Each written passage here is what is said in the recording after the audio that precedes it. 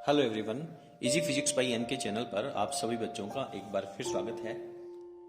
Chapter number 11 किरण प्रकाशिकी अपना चल रहा है और आज अपन इसका एक बहुत महत्वपूर्ण टॉपिक गोलीय दर्पण की फोकस दूरी और वक्रता त्रिज्या में संबंध पढ़ने वाले हैं। बेटा यहाँ से इसका डेरिवेशन और इसका न्यूमेरिकल है वो परीक्षा में मुख्य रूप से पूछा जाता है।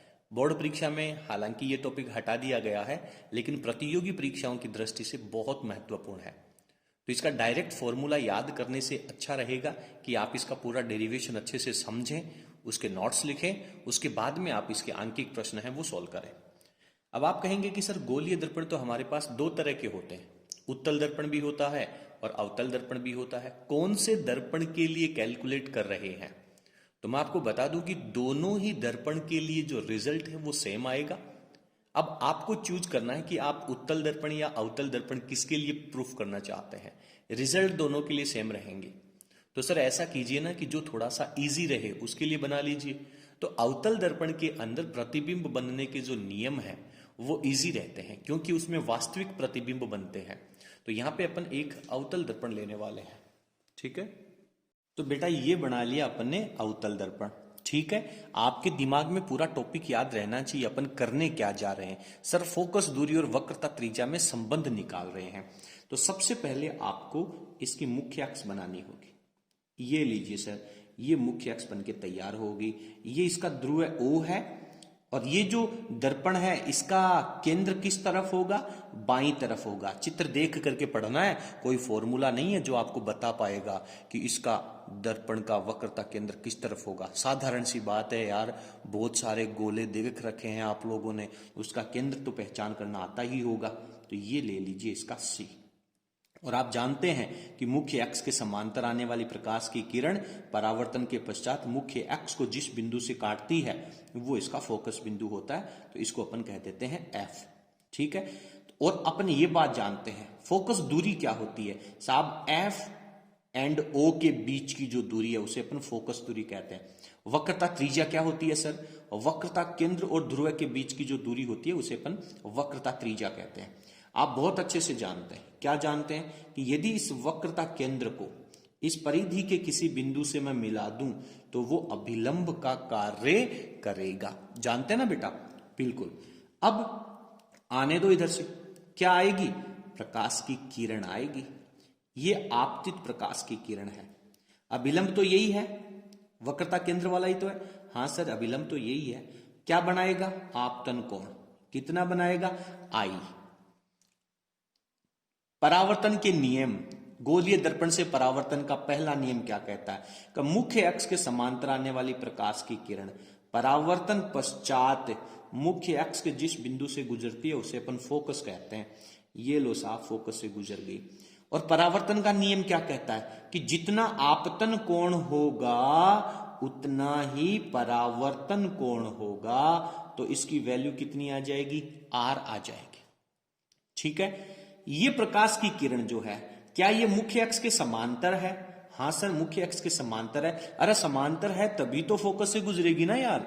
हाँ सर, बिल्कुल ठीक है। और ये C वाली लाइन जो इसको P पॉइंट पे काट रही है, ये क्या है सर? ये वो पॉइंट है जहां पे प्रकाश की किरण आ रही है। अरे मैं CP की बात कर रहा हूं भाई। CP तो सर अभिलंब है। तो दो समांतर रेखाओं को जब कोई तिरछी रेखा काटती है तो Z की आकृति में बनने वाले कोण एकांतर कोण कहलाते हैं। कक्षा 10 तक रेखा गणित में पढ़ा है और ये एकांतर कोण वैल्यू में बराबर होते हैं। तो ये वाला एंगल जब I है, ये देखिए Z बन रहा है ना, ये एंगल जब I है तो यहां वाला एंगल भी क्या होगा सर? I ही होगा। बात समझ में आ गई? बिल्कुल, अच्छे से, बड़ी अच्छी बात है। अब मेरे को ये बता दो, यहां पे लिख देता हूं मैं कि CO कितना है सर? CO तो R है, ठीक है। FO कितना है सर? FO है, ये स्मॉल f है, ये इसकी फोकस दूरी है। दिक्कत इसमें नहीं होनी चाहिए, बिल्कुल भी दिक्कत नहीं होनी चाहिए आपको इस बात में, ठीक है सर, लिख दिया। अब एक बात मेरे को ये बता दो, आपने परमाणु का आकार पढ़ा है क्या? हाँ सर, पढ़ा है। कितना बड़ा चित्र बनाया होगा आप लोगों ने जब पहली बार परमाणु की संरचना पढ़ी होगी। सर परमाणु का चित्र तो इतना बड़ा बनाया होगा। अरे परमाणु का नाभिक भी तो बनाया होगा। हाँ सर नाभिक भी बनाया है। कितना बड़ा बनाया होगा सर? उसके अंदर छोटा सा बनाया था। आप मुझे ये बता दो कि क्या परमाणु को आंखों से देखा जा सकता है? सर परमाणु तो बहुत छोटा होता है, 10 की पावर -10 मीटर त्रिज्या का होता है, उसको कैसे देख पाएंगे? फिर आपने इतना बड़ा चित्र क्यों बनाया? मैं आपको परमाणु की बात पे इसलिए ले जा रहा हूं, मेरी बात को समझने का प्रयास करना, कि ये जो प्रकाश की किरण आ रही है ये इस मुख्य अक्ष के समांतर और बहुत नजदीक आ रही है, इससे ज्यादा दूर नहीं आ रही है। मैंने हालांकि इसको दूर बनाया है समझाने के लिए, अच्छे से समझ में आ जाए, लेकिन ये प्रकाश की किरण है वो मुख्य अक्ष के बहुत नजदीक आ रही है। ये इतनी बात क्यों कह रहा हूं? ये इसलिए कह रहा हूं कि एफ से लेके ओ की दूरी, ठीक है, और जब ये प्रकाश की किरण मुख्य अक्ष के बहुत नजदीक आएगी उस समय आप एफ से लेके जब उस पी बिंदु को यहां पे मिलाओगे तो F O and F P दोनों बराबर होंगी, बहुत नजदीक होंगी। ठीक है, मेरी बात को समझने का प्रयास करना। इतना बड़ा डायग्राम आपने समझने के लिए बनाया है, लेकिन वास्तव में ये प्रकाश की किरण इसके बहुत नजदीक आती है और उस स्थिति में एफ से लेके ओ की दूरी और एफ से लेके पी की दूरी, यहां पे तो आप मानने में सहमत नहीं होगे। मैं अगर कहूंगा कि F O and F P दोनों बराबर है, आप तो लठ लेके खड़े हो जाओगे, सर ऐसे थोड़ी होता है, बराबर कैसे हैं, ये तो बराबर दिख ही नहीं रहे हैं। अरे भाई ये P बिंदु इसके बहुत नजदीक है और एफ से O की और एफ से P की दूरी बराबर होगी। ठीक है, तो मैं यहां पे आगे लिखूंगा कि FO एंड FP बराबर है, तो उस समय आपको मेरे साथ खड़ा होना है। ठीक है बेटा, चलिए ये दोनों दूरियां हो गई। चलिए अब अपन संबंध बनाने के लिए, इसका संबंध ज्ञात करने के लिए कंप्लीट रूप से तैयार है। ठीक है, चलिए शुरू करते हैं। तो सबसे पहले जो यहां पे डायग्राम आपने बनाया है, थोड़ा सा रस्म अपनी चलती है, रिवाज अपना चलता है कि पैराग्राफ लिखना चाहिए। फटाफट अपन पैराग्राफ लिख लेते हैं।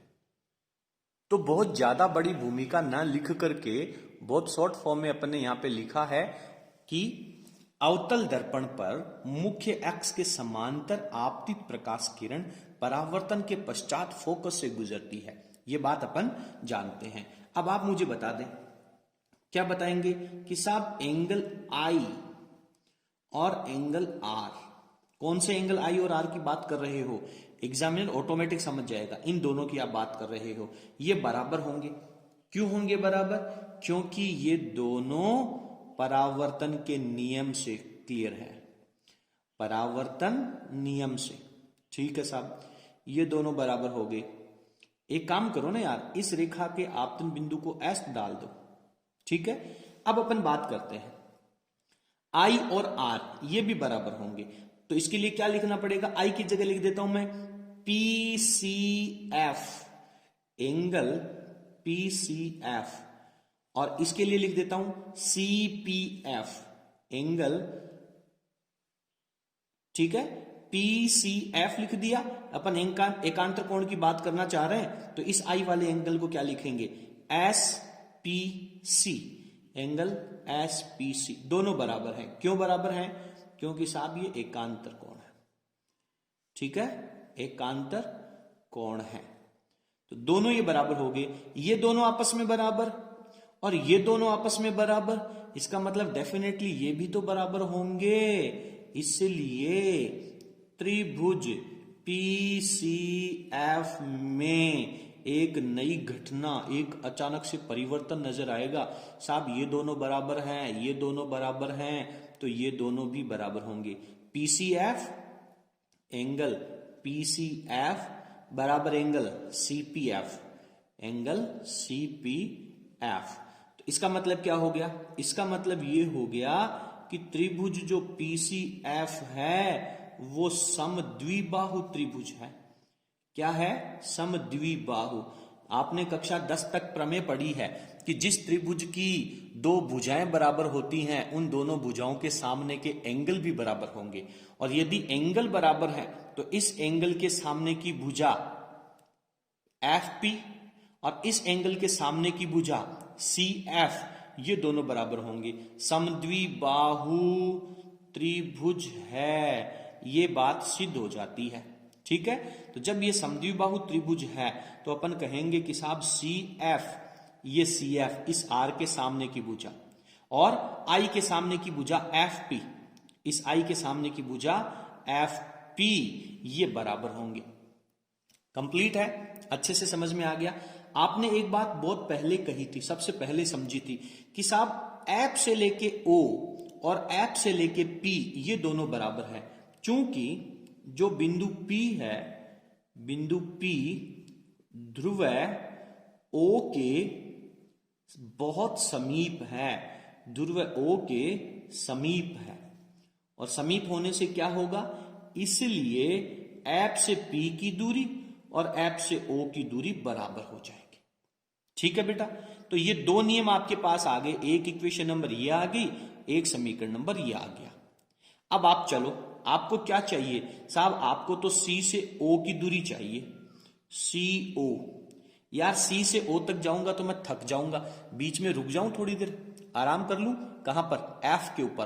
तो C से F और F से O दोनों का योग CO लिखा जा सकता है, तो C से F प्लस F से O लिख सकते हैं।